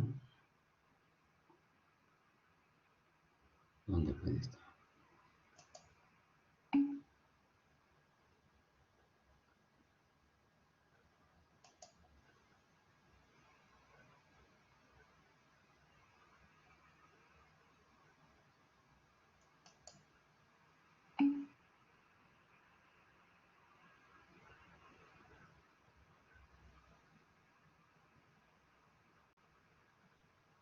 Mm,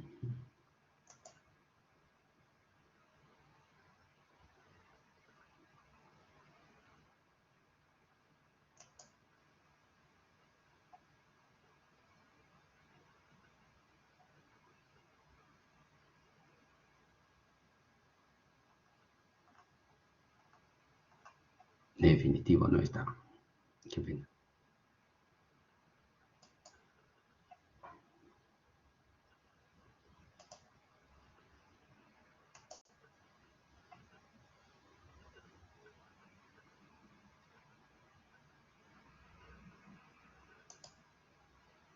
Vamos a ver si compartimos pantalla.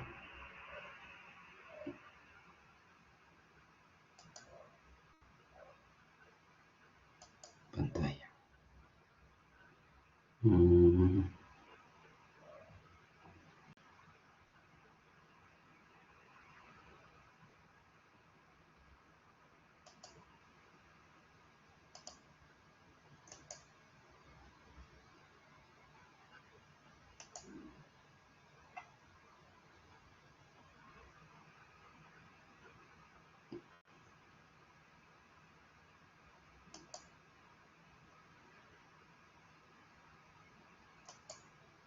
No quiere.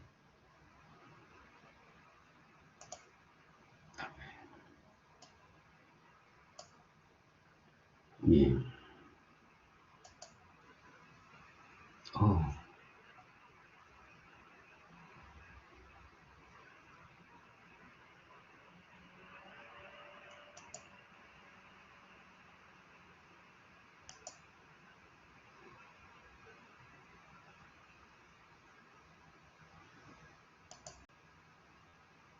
No sale. Bueno, no salió. ¿Qué vamos a hacer? Bien. De toda la exposición, ¿hay alguna pregunta para mí? Sí, adelante, Jaycee. Doctor, tengo una pregunta. En el caso de que en la paciente tenga 31 semanas, ¿no? Se le haya hecho, o sea, tenga una ecografía y de antecedente haya tenido un parto, que el bebé tuvo un doble circular y falleció a dar el momento de dar a luz. La paciente ahora tiene 31 semanas de embarazo y en su ecografía de nuevo le han detectado al bebé un doble circular para este nuevo bebé. Ella quisiera saber si es que puede tener un parto normal o una cesárea, o qué tipo de maniobra se le podría practicar a la paciente si en caso se le tendría que hacer un parto normal. Eso sería mi pregunta, doctor. Gracias. Bueno, 31 semanas todavía estamos lejos de la meta. En primer lugar, los bebés se enrollan y se desenrollan con el tiempo. Si hay un circular simple, puede soltarse, como también que no. Puede hacerse doble o puede hacerse triple. En realidad, en la sala de partos encontramos muchas sorpresas. Pacientes que vienen con ecografías normales, donde no se dice que hay circular del cordón, porque no lo hay, pero que en el momento del parto presentaron el circular del cordón. Simples, dobles, algunos triples, pero lo lograron. ¿Por qué lo lograron? Primero porque no sabían. Y segundo porque nosotros tampoco lo sabíamos hasta el intraparto. ¿Sí? Porque si lo hubiéramos sabido, prevemos un riesgo de asfixia intraparto, entonces decimos, señora, mejor haga su cesárea. Pero lo lograron por esos dos desconocimientos. Ahora bien, cuando ya tenemos esa información, digamos, la semana anterior al parto, ya podemos conversar con la paciente y decirle qué es lo que desea usted. Si desea intentar un parto vaginal, bien, la apoyamos. Si desea una cesárea, bien también, la apoyamos. ¿Y por qué? Porque ya tuvo una pérdida, un desenlace fatal de un embarazo anterior. Eso se toma en cuenta. Si sucedería por segunda vez, sabiéndolo, ¿quién asume, digamos, la responsabilidad? Recuerden que en el siglo XXI la decisión es médico-paciente, no es médico solo. Así que tiene que tomar también su parte de decisión la paciente. ¿Qué es lo que desea usted? A 31 semanas todavía hay mucho camino por andar. Yo le aconsejaría que se haga sus controles habitual, mensualmente, después quincenal, después semanal, y en algún momento hacerse una última ecografía para poder ver si este circular es definitivo o no, y en qué medida afecta a su bebé mediante el monitoreo fetal no estresante. ¿Sí?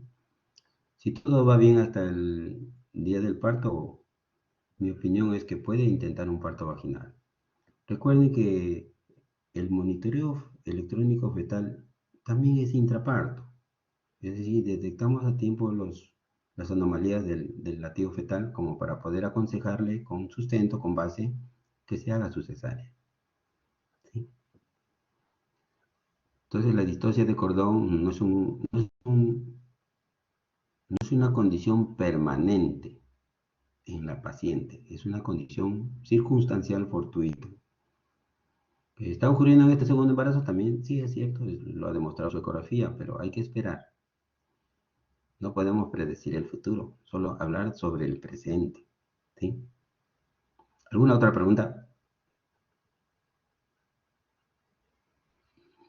Son pocos, En un momento dado creo que eran como 100 y ahora son 77. Sí, uno menos. Bien, espero haberles sido claros, que me hayan podido entender que la distocia de parto en algunos casos se puede evitar, en otros casos se puede prever, se puede tomar un camino diferente de parto, pero en todos los casos tenemos buenos recursos para actuar. Tenemos para actuar el tratamiento médico, tenemos la oxitocina de cajón, tenemos también en la expulsión fetal la instrumentación, forceps o vacuum, para algunos casos contaditos, y fundamentalmente tenemos la vía de parto por cesárea. Bien.